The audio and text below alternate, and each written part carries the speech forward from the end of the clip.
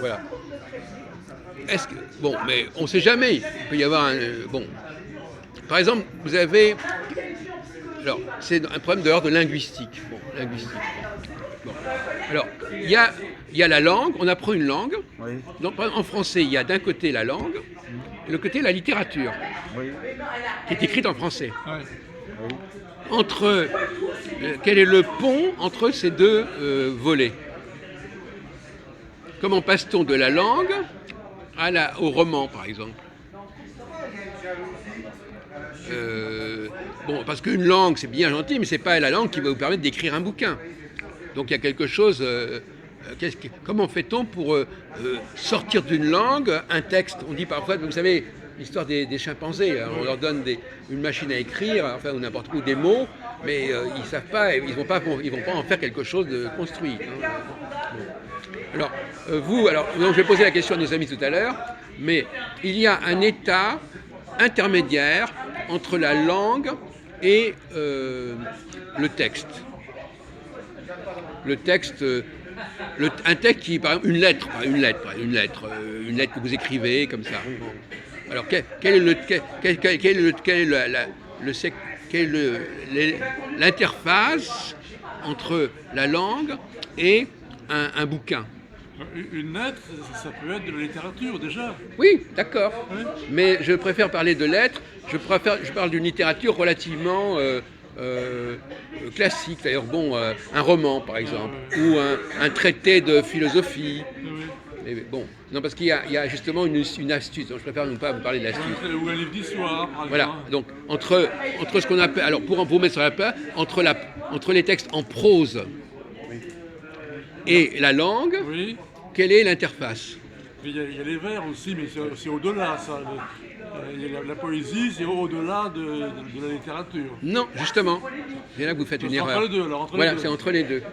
Alors, tu mets la poésie et surtout c'est les chanter, je veux dire, entre les deux. Oui, parce que la poésie, c'est l'utilisation de la langue, mais où on tient compte, par exemple, des finales, des rimes, etc. Oui. Donc c'est quelque chose qui dépend encore de la structure de la langue. Oui, Alors que la prose, elle s'en fout. oui. Donc c'est un état de passage. La poésie serait un état de passage entre la langue et la prose et la littérature. C'est-à-dire la littérature, pas que la prose. Voilà. Non, mais pas la littérature sans la poésie. Puisque la poésie, c'est un état particulier de la littérature qui n'est pas tout à fait du même ordre. Parce que le poète, vous avez déjà écrit des poèmes, Valentin? Vous avez déjà fait des poèmes? Vous avez écrit des poèmes? Bon, Écrit. du slam ou des Non, rap, j'en ai pas écrit, ou du non, rap. J'en ai pas écrit. Vous en avez récité à l'école. Oui, Bon. Si on vous demandait d'écrire, pour vous un poème, c'est trouver des rimes. Une chanson, c'est de trouver des rimes. Bon.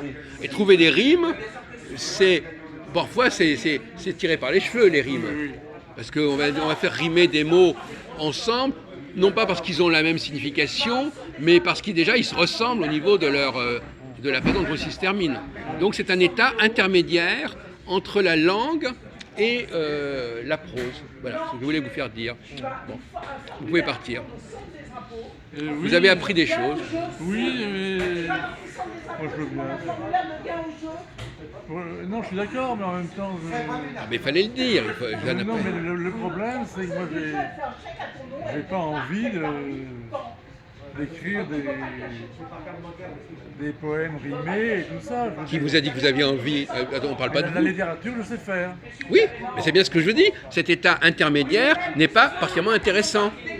Non, moi, ça m'intéresse pas. Eh bien justement, parce que justement, c'est pas l'expression la plus intéressante de la pensée. Moi, je préfère la rhétorique. Ça reste encore un petit peu enfantin. Alors, moi, ce que j'aime bien, c'est la rhétorique, je sais faire. Oui. Mais c'est de la prose. Oui, Mais c'est bien parlé, bien écrit, bien Oui. dit. À côté de oui, alors justement, à côté des romans, parce que vous avez remarqué, par exemple, de la prose écrite, Hmm. il y a la rhétorique qui est parlée, et c'est équivalent. Oui. Mais par exemple, on a remarqué que dans la publicité, Oui, souvent ils jouent sur les rimes, Oui. ils font des jeux de mots. oui, Parce que ça, il y a des gens qui en sont restés à ce stade-là. C'est-à-dire que leur raisonnement fonctionne parce qu'il y a des mots qui se ressemblent. Oui, alors justement, Très bien. dans la rhétorique, on peut le faire. On peut faire des jeux de mots dans la rhétorique, mais c'est pas la poésie. Oui, mais le jeu de mots, c'est déjà de l'ordre de la poésie, le jeu de mots. Et en rhétorique, on en fait aussi. Oui, mais c'est quand même, c'est ça qui fait que c'est un mode de fonctionnement un peu tortueux, parce qu'on joue sur des similitudes qui sont artificielles en quelque sorte. C'est pour ça que je dis que c'est un état intermédiaire. Tout ce qui est jeu de mots, rime, est un état intermédiaire qui n'est pas complètement de l'ordre du raisonnement et qui n'est pas non plus complètement d'une langue comme ça en vrac. C'est déjà une sorte de commencement d'une articulation. C'est le début pour un enfant, par exemple, qu'il apprenne à jouer avec ça, c'est déjà une façon d'avancer un peu. D'ailleurs, c'est pour ça qu'ils apprennent des chansons, des poèmes, parce qu'il y a cette dimension de rime, de mots qui se ressemblent, qui leur permet d'avancer un peu plus, de ne plus être simplement dans le domaine des mots tout court, en vrac, et c'est pas encore complètement la construction intellectuelle. C'est encore mieux que ça, ils se transmettent entre eux une littérature, des chansons rimées et tout, que les adultes auraient honte de transmettre. Voilà, c'est pour ça que je te dis, c'est une sous-littérature. C'est une sous-littérature, mais pour ce qui est de la littérature pornographique, eux ils savent faire. Et en vers. Pardon? Qui? Je veux dire pornographique. Les enfants? Les enfants, oui. Ah oui, caca. Ah bon, vous connaissez bien ce mot? Vous avez des petits-neveux ou je sais pas quoi? Non, mais quand j'étais enfant, je me souviens, je veux dire, de tout ce qu'on pouvait, tout ce qu'on Ah bon? s'entendait, Ah oui, d'accord. Et c'était en vers? Ça rimait un peu? C'était des trucs qui se terminaient par la même lettre, par le même son Non, par exemple, non, ça s'appelle Scato, sous les ponts de Paris, notre Hitler qui chie, des trucs comme ça. Oui, on fait rimer Chi et Paris. Oui, Hitler, Chi et Paris, tu vois, tu vois le niveau. Voilà, c'est ça. Mais donc ça montre. Oui, en mais. descendant du train, demandant son portier, la porte pour aller chier. Voilà. Son portier lui répond, espèce de petit con. Quand on est maréchal, on chie sur son cheval. Ah, je connaissais pas celle-là, oui. C'est pas je m'en souviens, tu vois. Oui. Tu vois le niveau des enfants, mais Oui. ils savent rimer. Oui, parce que toi, tu avais ans. 3 ans à l'époque de Pétain. Moi, j'étais bonnet, mais je. Enfin, plus ou presque. Non, mais moi, je vais avoir. Ça, c'est situé en 1950, tu vois. Oui, et on continue à raconter ces histoires-là. Donc les enfants continuent à. Ils continuent à chanter ces trucs-là. Oui, oui, oui. Ah bon, de l'occupation. Mais, je ne sais pas si les chantaient sur l'occupation, mais après la libération. On jouait aussi sur Pétain pour se moquer de lui après la libération. Oui, les enfants, ils se moquaient de Pétain. Donc ça n'est pas, c'était pas. Oui. Hitler et tout le monde, je veux dire, c'était les deux cibles, Oui. je veux dire. Plus Pétain qu'Hitler, bon. Et puis. Non, Par exemple, au clair de la lune, mon ami Pierrot, prête-moi ta plume pour écrire un mot. Ouais. Mot rime avec Pierrot. Oui, oui. Et puis c'est pareil, sur le clair de la lune, les enfants, ils en ont inventé des pas mal non plus, quoi. Ah, des déformations, Oui, des variantes. Ils brodent.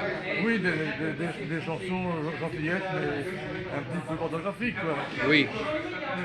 Mais la poésie aussi, la publicité aussi, aime bien jouer là-dessus. Ou même les slogans politiques. Il y a toujours, on cherche parfois à donner une sorte de démonstration par des mots qui se ressemblent et en les associant, des associations d'idées. Et puis les femmes qui s'occupent des enfants participent éventuellement Ah oui. à la transmission, à la création de ce genre de chansons, je veux dire, un petit peu olé olé, même très olé Ah oui, olé. oui. Et enfantine, quoi, je veux dire. Oui. D'accord. Non, mais je veux dire, ça a été compilé tout ça, je veux dire. Bon. Bon, d'accord. Enfin, ce que je voulais dire, c'est que parce que finalement, moi, l'histoire des textes c'est une chose, l'histoire des langues c'est une chose, et ce qui m'intéressait, c'est de trouver un élément intermédiaire. Quoi. Alors justement, moi, l'élément moi, c'est plutôt circulaire, tu vois, parce que je veux dire. Est-ce que c'est la littérature qui est intermédiaire entre la poésie et le langage ordinaire? On peut le mettre aussi là. Oui, tout à l'heure, tu avais évoqué cette possibilité. Oui, donc s'il y a cette possibilité, je préfère un triangle. C'est-à-dire... De toute façon, il y a toujours un triangle, quel que soit. Moi, je me suis fait à trois pôles. Le langage ordinaire, comme on a là, entre gens qui possèdent la langue, évidemment. La littérature et la poésie. Le langage ordinaire, c'est pas la langue. Oui. Le langage ordinaire, c'est déjà une construction. Bon, mais- Les mots, c'est les mots du dictionnaire. Bon, maintenant, le langage ordinaire, Non, c'est déjà mais une construction. Disons, tu as la langue, la poésie, la littérature. Moi, Voilà. Je les vois en triangle. Voilà, bah oui. Je les vois en triangle et on met au milieu.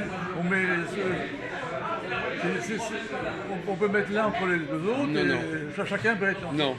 Bon, c'est à étudier. Non, non, la poésie, c'est l'état intermédiaire, parce que la poésie est à la fois dans le signifiant et dans le signifié. C'est-à-dire qu'elle, et par exemple, tu connais, moi, par exemple, quand j'étais petit, j'avais appris, comme que mettons dans mon corbillon, par exemple. C'est-à-dire que les enfants devaient apprendre à sortir des mots qui terminaient de la même manière. Oui, mais la poésie est un art majeur. Quels sont les arts majeurs? La poésie. Oui, oui, c'est un des arts majeurs, oui. Un des 5 arts, je sais pas quoi. Alors que la langue ou la littérature n'est pas un art majeur. Oui. Mais la mathématique aussi, mais effectivement, bon, c'est un argument, mais enfin... Est-ce que la mathématique serait un art majeur? Comment? Quels sont les arts majeurs? Les maths aussi? Je sais pas, La moi. musique. La musique, oui. Mais la musique est un art majeur, mais à l'intérieur de la musique, il y a l'opéra. Oui. On peut confondre. C'est toi qui lance ce sujet, bon, les arts majeurs, c'est T'as la poésie, t'as la 5 musique, arts. t'as le théâtre, Oui. est en soi un art majeur. Et oui, et puis il y a des formes. Bon, enfin, non, moi, mon argument, il est celui-là. L'apprentissage des mots, les gens, ils apprennent tout simplement à prononcer les mots, Oui. en sachant plus ou moins ce qu'ils signifient. Bon. Deuxième stade, ils vont les relier entre eux, parce qu'ils se ressemblent. Et troisième stade, ils vont vraiment construire quelque chose d'élaboré. Voilà. Et je dis que pédagogiquement, les enfants, avant d'apprendre à parler de façon complète, c'est un peu comme, si tu veux, comme dans une piscine, être dans le grand bain ou dans le petit bain, voilà. Ou être à côté, ou être rester sur les bords ou au milieu. Bon. L'enfant, si on le plonge complètement si on lui dit d'écrire un texte où il n'est pas guidé, c'est pas la même chose que si on dit tiens, on va faire un jeu, tu vas mettre des mots qui se ressemblent, voilà. Déjà, il va pouvoir être engagé, il va amorcer un processus de créativité qu'il n'aurait pas élaboré, il n'aurait même pas pu le penser s'il n'y avait pas cette notion de rime. À ce moment-là, il n'aurait pas eu de point de repère, il n'aurait pas eu de bouée. C'est pour ça que je dis pédagogiquement, c'est un état préparatoire, c'est une création, c'est une initiation à la création littéraire. Et après, quand on a pu se débarrasser de cette dimension poétique, on peut accéder à la prose. Mais la prose, la poésie, même si ensuite on peut dire que la poésie peut être supérieure à la prose, n'empêche que d'un point de vue de la formation mentale, il faut passer d'abord par la poésie, parce qu'on est encore dans le domaine de la forme et pas encore dans le domaine du fond. Et la personne peut pas. On a des amis, par exemple, il y a Gilles Roca, enfin il y a des gens comme ça qui vont d'ailleurs, il y a un type qui s'appelle Gilles Roca, qui va au café, machin, et à la fin, il fait un poème avec tout ce qu'on a dit dans la journée. Tu connais ce truc-là? Bon. C'est classique. Non, alors, c'est classique. eh ben voilà, bon, donc finalement, lui, au fond, il met en vers des propos qui ont été tenus et qui finalement, c'est presque de la régression intellectuelle. Voilà.